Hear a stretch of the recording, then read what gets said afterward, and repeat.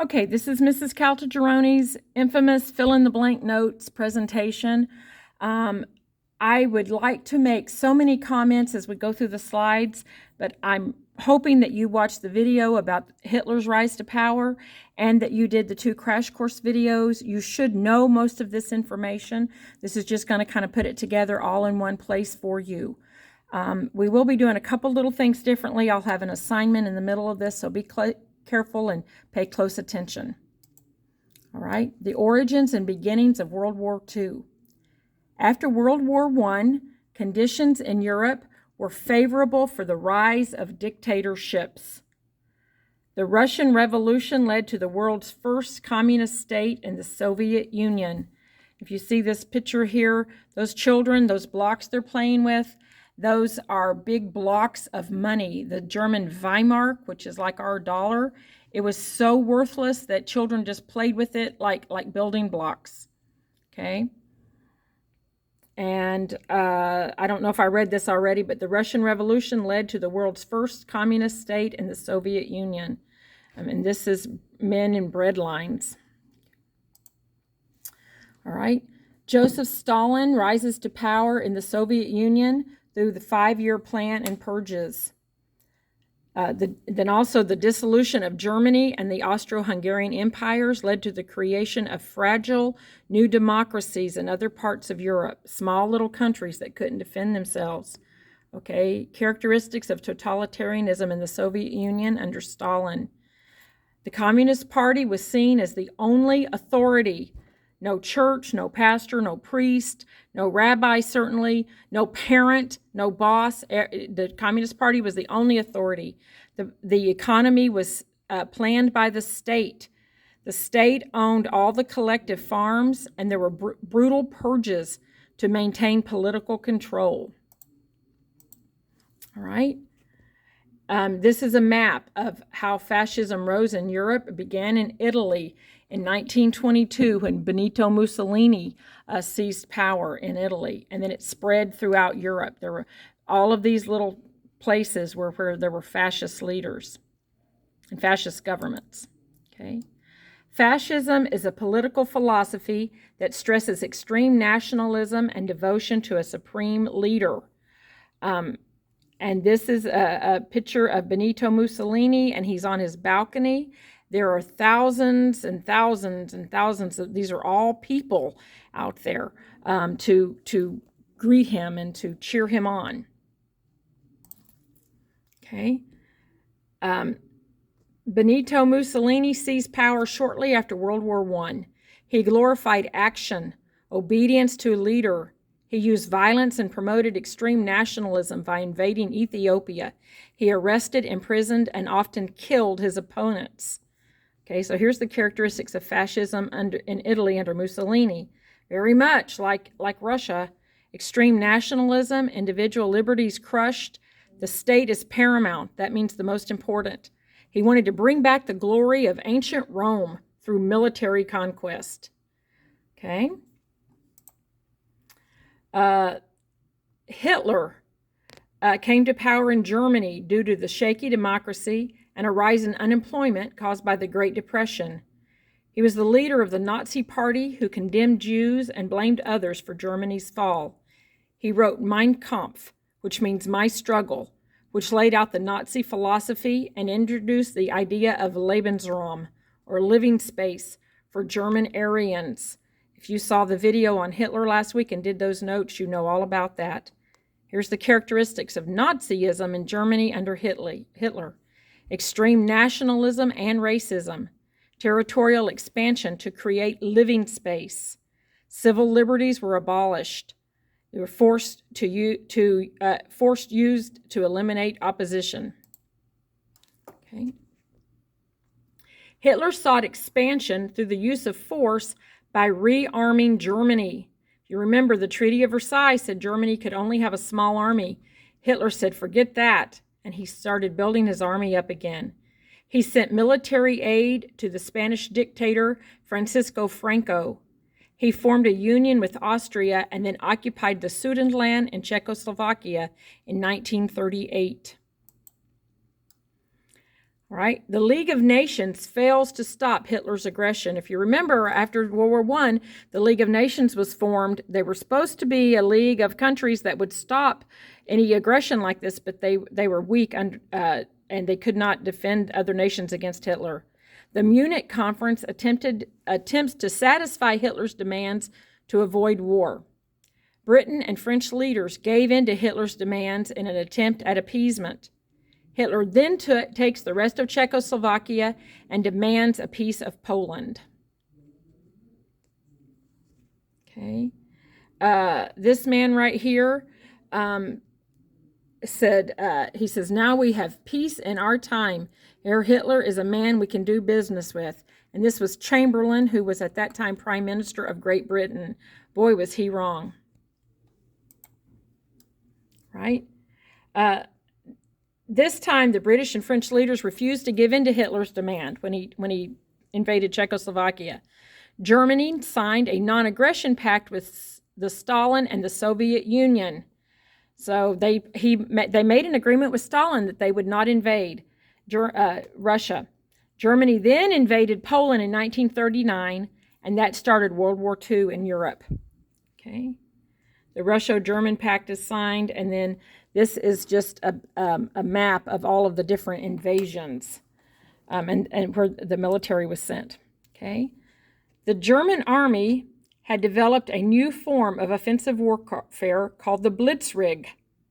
The Blitzkrieg was used to coordinate movements of airplanes, tanks, mechanized troop carriers, and infantry to advance at a rapid pace. It was just like all in, every piece. It's like in football, when you hear of the blitz, that's where that term comes from. You use every bit of your weaponry to attack one area. Okay? Germany quickly conquers Poland, France, and controlled most of Europe by 1940. In 1941, Germany violated its non-aggression pact and invaded the Soviet Union. Even though it told the Soviet Union it wouldn't invade, it did. And that brought Russia into the war. Okay. Military leader Hideki Tojo controls Japan, and in 1931, Japan occupies Manchuria, which was in China. In 1937, Japan invaded China. Here you see the Manchurian area there.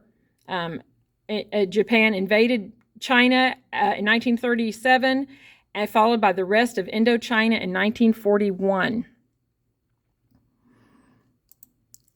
All right, now we're going to move on to the next part. America, how did we get involved? After World War I, there had been a return to isolationism. If you remember, we said, let's return to normalcy, okay? The U.S. refused to become a member of the League of Nations, and it passed high tariffs on European goods we wanted to go back to where we just leave us alone. We don't want to be involved. Here, there's a couple political cartoons. This one says, these spring days, it's hard to keep your mind on your work. And he sees this big powder keg here this is Mussolini and this is Hitler, and the powder's about to explode, and this is Congress, and they see that it's hard to stay neutral when Europe is exploding. And then this is a picture of showing the League of Nations being essentially powerful to stop all the trouble. And there's Uncle Sam representing the United States kind of standing by. Okay? America put quotas, that means limits, on European and Asian immigrants, which kept a lot of Jews who were trying to escape Germany. It kept them out, and Jews could not come here, many of them. Americans insisted on collecting war debts from Britain and France, even while all of this is going on. And Americans at first tried to stay neutral in World War II. Here we've seen this political cartoon before. They tried to limit immigration. Here's a picture of President Roosevelt reading a little story. He says, the fight against foreign war has just begun. He said, there's still time to keep out. And then there's another political poster that says, keep us out of war, stay neutral. Okay. All right. Congress passes the Neutrality Acts. That's one of your terms, by the way. It prohibited Americans from traveling on ships of nations at war. There was no selling arms to nations at war. only sell non-military goods on a cash carry basis, and the Allies had to transport goods in their own ships. Okay, this was supposed to try to keep us from getting attacked at sea. Okay. And then here is an advertisement that says, help the Allies now to win, so our men will never be necessary, cash and carry. In other words, don't get the military involved, but private citizens support the Allied efforts in Europe. Okay, President Roosevelt was concerned at the rise of totalitarian states and the threat it presented to democracy. When Japan attacked China, he wanted peaceful states to quarantine aggressive nations. He wanted American volunteers and he formed the Flying Tigers. It was a squadron of airplanes that helped keep supply lines to China open. Okay. After Germany occupied France, Congress passes the first peacetime draft. So once Germany invaded France, we knew we were not going to be able to stay out. In 1941, Congress passes the Lend-Lease Act in order to sell, rent, or lend wartime equipment to Britain, which stood alone against Germany. By this time, all the other countries had fallen, and Britain was standing alone to fight. This little island right here was defending the whole world from German aggression. In 1941, FDR secretly meets with British Prime Minister Winston Churchill. By the way, here's a little Easter egg. My favorite historical character in the whole world, human character, is Winston Churchill. Talk to me sometime, and I will tell you I will discuss as much as I can all of the reasons why I think he is a hero. But they met and they agreed to the Atlantic Charter, laying the foundation for future United Nations. They said, we want to promote 4 freedoms: freedom of speech, freedom of religion, freedom from want, and freedom from fear.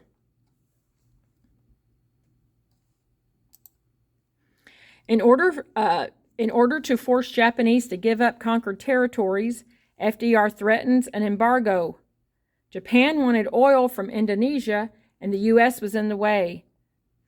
So FDR said, Japan, you better stay out of that war in Europe, or we're gonna set up an embargo so you cannot trade, you cannot buy oil from Indonesia. So on December 7th, 1941, Japanese planes launched the surprise attack on the U.S. fleet at Pearl Harbor. The next day, Roosevelt asked for a declaration of war. So he makes his famous speech. Then December 7th, 1941, a day that will live in infamy. All right, and here's a link. I'm going to attach these to the lesson, and I want you to watch these videos. But I'm just showing them here, but they will be attached into the lesson. Okay. All right. America War on the Home Front. All right. The government begins to sell war bonds to pay for the war. Factories were converted from peacetime to wartime. And here's a couple. Here's a couple political cartoons or ads. If you're a face-to-face student, you'll see some of these. I'll have these posted around the room. Okay. It says, "Don't let the shadow touch them. Buy war bonds." And there you see the swastika over little American children. Okay. The government rationed food and other goods so that it had sufficient supplies for the military. Victory gardens were used for Americans and families to grow food.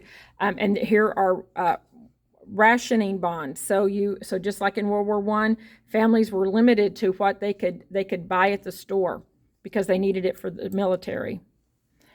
All right. The Office of War Information controlled radio broadcast, made posters and newsreels while trying to promote unrest in Germany, Italy, and Japan. Hollywood got very involved in supporting the war effort. They created pro-Allied propaganda for home and abroad. Many of the movies that you'll see about World War II that were made during this time were made to support the war effort. Okay, women and minorities take over larger roles in the workforce because men are overseas. Some women enlist in the Women's Army Corps to help serve. Okay, the internment of Japanese Americans. This is a very dark chapter in our history. FDR issued Executive Order 9066, which forced tens of thousands of Japanese Americans into internment camps. In 1944, the U.S. Supreme Court upheld that order with the court case Korematsu versus U.S. That's a term, you're going to need to know that. The government used the Selective Service and Training Act, or the draft, to draft large numbers of enlisted men. African Americans were restricted to segregated units and kept from combat until later in the war.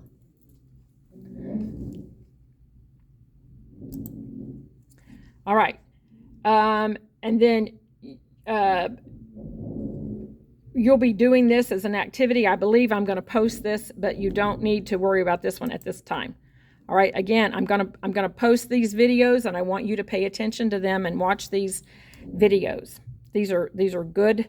They're informative videos for you and slightly entertaining. Okay, and that does it for part 1 of the notes. I know these were long, but there's only 2 parts this time.